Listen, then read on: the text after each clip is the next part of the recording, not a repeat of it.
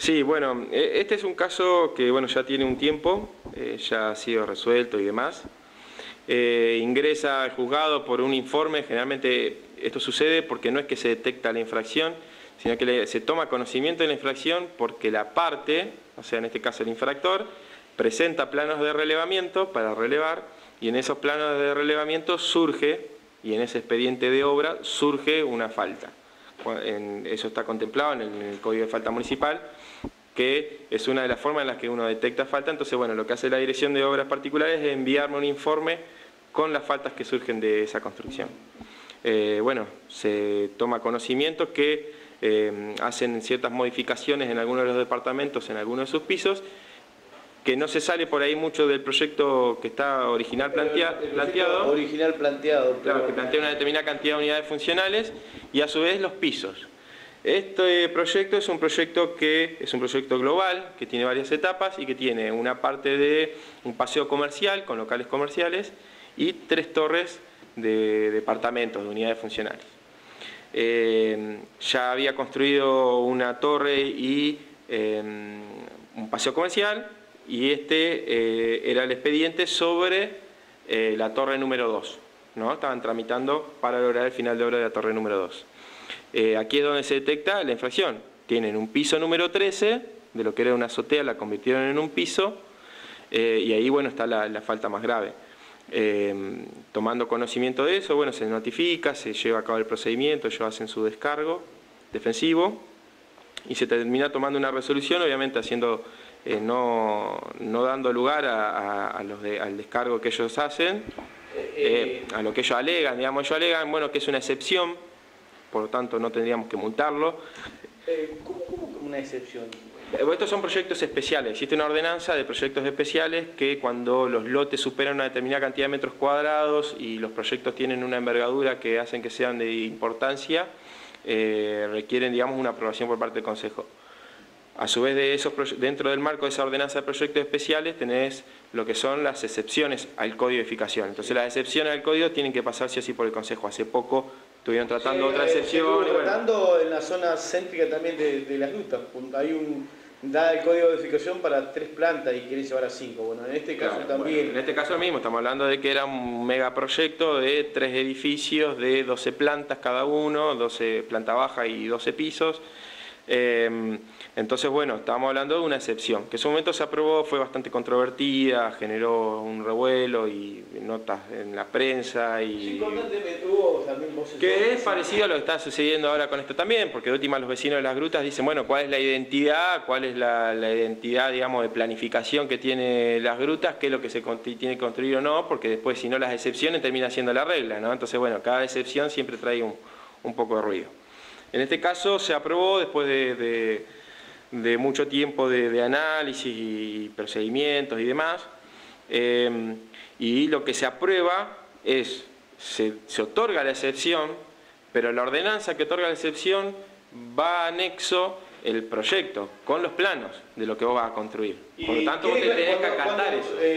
Cuando hace la declaración de planos de obra, este emprendimiento, ¿cuántos pisos había declarado? No, el proyecto son planta baja y 12 pisos, cada una de las torres, ¿no? Además del paseo comercial. ¿Y cuando se detecta ahora, cuando ellos presentan el plano por relevamiento? Por relevamiento presentan diciendo que existe un piso número 13, entonces poniendo los planos de ese piso número 13 y algunas modificaciones en los departamentos de los otros pisos. ¿También hicieron modificaciones en algunos departamentos de algunas unidades funcionales en algunas de esas plantas? Sí, pero bueno, eso estaba contemplado. Eso estaba dentro de las alternativas que podían hacer ciertas modificaciones dentro del expediente de obra, está contemplado, pero no, obviamente, que la excepción más importante y lo más controvertido con los vecinos y todo, pero la excepción más importante del código tiene que ver con la altura, porque después no hay un exceso de metros cuadrados, lo que hay es un exceso en altura, ¿no? De la que se le permitió, porque aparte ya están excedidos porque el código, como vos decís, tal vez hasta 3 plantas, nada más. Entonces la excepción ya se le dio para que construya 12 pisos. Bueno, se salieron de esa excepción y construyeron un piso número 13. Bueno, ahí está el inconveniente, se hizo el procedimiento, se le refutó cada uno de sus fundamentos, que uno era la excepción, que se le dijo, no es una excepción a todo el código, es una excepción a este proyecto en particular y tienen que construir esto, no otra cosa. Después, bueno, fundamentaban en que era una mejora importante para las grutas, que bueno, esos no son fundamentos válidos para justificar una falta. Sí, para la aprobación del proyecto eran válidos, pero lo que hicieron fue copiar esos fundamentos y ponerlos acá también. No son fundamentos válidos para justificar la comisión de una falta.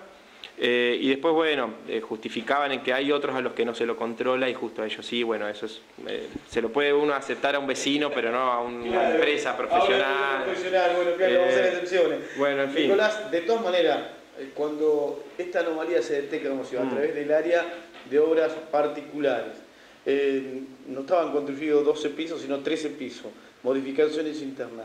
Vos me dijiste que ya ha ejecutado. ¿Qué sanción, qué multa le cabe? Porque inclusive, si vamos al código de edificación, dice hay que demoler, no creo que van a demoler. Sí, pero... El artículo establece una multa de entre 2.000, me parece que dice el mínimo, a 60.000 litros de gasoil y la demolición o modificación para que quede acorde, la construcción acorde al código de edificación.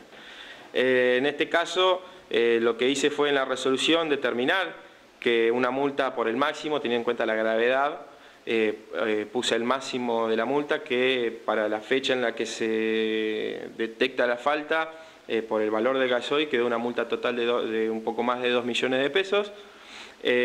Y con respecto a la demolición, entendiendo que por ahí no es una situación tan común o tan fácil de ejecutar, teniendo en cuenta, yo di este ejemplo en otro medio de comunicación, si alguien construye 50 centímetros saliéndose y invadiendo la vereda de la línea municipal, es fácil, bueno, demuélase esos 50 centímetros y respete la línea municipal, porque aparte estaría invadiendo espacio público, ¿no? En este caso no hay un exceso de metros, no está invadiendo espacio público y estamos hablando de un piso 3, o sea, hay cuestiones técnicas de cálculo, de trabajo material y demás, que exceden por ahí el conocimiento técnico que puedo tener yo. Entonces lo que hago es dejo esa resolución para que la tome el área técnica, que el área técnica aplica el código de edificación y es la que puede también determinar demoliciones y demás. Por lo tanto, dejo esa parte y lo pongo en la resolución para que lo decida el área técnica que tiene los conocimientos técnicos como para poder saber cómo hacerlo sin causar, digamos, un daño mayor, ¿no? Así que bueno, lo que se decidió fue la multa. Y no es que se dejó sin demoler, sino que la demolición se dejó en manos, esa decisión, del área técnica, ¿no? Y después, bueno, lo que se hace es, teniendo en cuenta que esta situación, digamos, estas faltas de esta magnitud importante, se da constancia y se deja en la resolución de que hay un déficit de control por parte del Estado municipal. O sea, ¿Y este déficit de control del Estado municipal a qué se debe? ¿Falta de infraestructura, falta de elementos, falta de control? Porque ahí entramos a mirar también el Estado. ¿En qué falló cuando se tenía que haber controlado este edificio cuando se estaba construyendo? Un ejemplo. No, falla el control obviamente, pero falla el control y uno se pregunta, bueno, ¿por qué falla el control? Bueno, falla y a mi entender, teniendo en cuenta el conocimiento que tengo del funcionamiento del área, es por una falta de recursos. Estamos hablando de que tenemos un ejido municipal que tiene 3 plantas urbanas distanciadas entre sí y tenemos 3 inspectores, ese área tiene 3 inspectores y un solo vehículo, hace años, ¿no? Y fue un área que estuvo casi un año, hace un tiempo, casi un año entero sin vehículo porque estaba en reparación. Entonces uno incluso ve la buena voluntad que ponen desde el área porque usaban sus vehículos particulares los inspectores, un montón de cosas. Entonces realmente hay una falta de recursos en el área, esto se pone en la resolución, yo lo hago saber. Usted hace ahora en la resolución. En la resolución hago mención a eso porque realmente, o sea, tenemos un municipio que tiene 3 plantas urbanas, en el municipio en el que se construye por encima de la media del país, porque tenemos realmente un alto índice de construcción, y tenés 3 inspectores y un solo vehículo, ¿no? Y además los inspectores no solamente es buscar infracciones, sino que los inspectores también tienen que hacer relevar y hacer control y final de obra, ¿no? Y controlar los planos que se presentan y controlar que fueron construidos y firmar los finales de obra de las obras regulares, no de las irregulares. Y aparte de eso deberían controlar. Entonces, si vos tenés 3 inspectores, el área está tapada de trabajo porque se presentan un montón de expedientes de obra por día, realmente están faltando recursos, tanto humanos, de personal, como recursos técnicos y de suministro, ¿no? De tener otro vehículo, de tener a disposición otro horario, etcétera, etcétera, ¿no? Ahí se podría ver en muchas cuestiones. Entonces, bueno, eso se hace saber, se le manda nota al intendente, al Ejecutivo Municipal, poniéndolo en conocimiento de esta cuestión y sugiriéndole, porque yo no soy nadie para decirle qué hacer con el dinero, sugiriéndole que ese dinero de la multa, si se paga y se cobra, que se reinvierta en el área para poder aumentar los controles tanto en calidad como en cantidad, ¿no? ¿Y dónde se hablamos de multa? Hoy, ¿cuánto oscila la multa a ese fideicomiso? No, la multa, el total ese son 2 millones, un poco más de 2 millones, se calcula más a gasoil y es el máximo que hoy permite. Yo no puedo decir, cuando dice el máximo que le permite, decir, ¿qué le permite? La normativa, yo me tengo que regir por la ley. Esto es derecho penal y derecho administrativo. En derecho penal uno no puede decir, no, pero como es más grave, el código dice tanta pena y yo voy a poner más porque realmente es grave. No, pero si la ley dice tanto y lo cometió, yo tengo que limitarme a lo que la ley dice. Yo no puedo poner más, una sanción mucho más grande de la que el código establece. La multa está y todavía está en veremos la cuestión de la demolición, porque estamos hablando de que de última eso hay que demolerlo o modificarlo. Eso está en veremos, no es que... Entonces, por lo tanto, son 2 millones de pesos que uno ve y uno dice, ¿es poco? Y sí, para el valor de un departamento de eso, que tiene ahí uno hace la comparación y realmente la multa es una multa baja. Pero es el máximo que hoy tiene el código. Ahora, ¿es cuestionable la multa? Yo creo que es cuestionable lo otro, es por qué llegamos a esta situación. Porque en el momento que se pegó el ladrillo 1, en el piso 13 tendría que haberse clausurado la obra, multado y decir, listo, no se construye más. Sí, pero ese control no existió, llegamos tarde, o sea, estamos yendo a traer la tortuga. Entonces, si vamos a traer la tortuga, nos parece mal la multa, pero en realidad lo que está mal es que no haya existido el control que llevó a que multemos en este caso. Entonces, lo que hay que hacer hincapié, creo que hay que prestar atención y empezar a rever es la cuestión del control y en qué situación se encuentra hoy el Estado municipal con respecto a los recursos que tiene para aplicar su poder de policía, ¿no? Nicolás, y la gente dice, ¿quiénes son los dueños? ¿Es un fideicomiso? Es un fideicomiso, es una empresa de construcción y a su vez conformada a través de un fideicomiso para poder hacer digamos, la venta de que todos los que quieran comprar un departamento aporten el dinero y en definitiva se administra de esa forma. Pero sí, la calatura está en base al fideicomiso.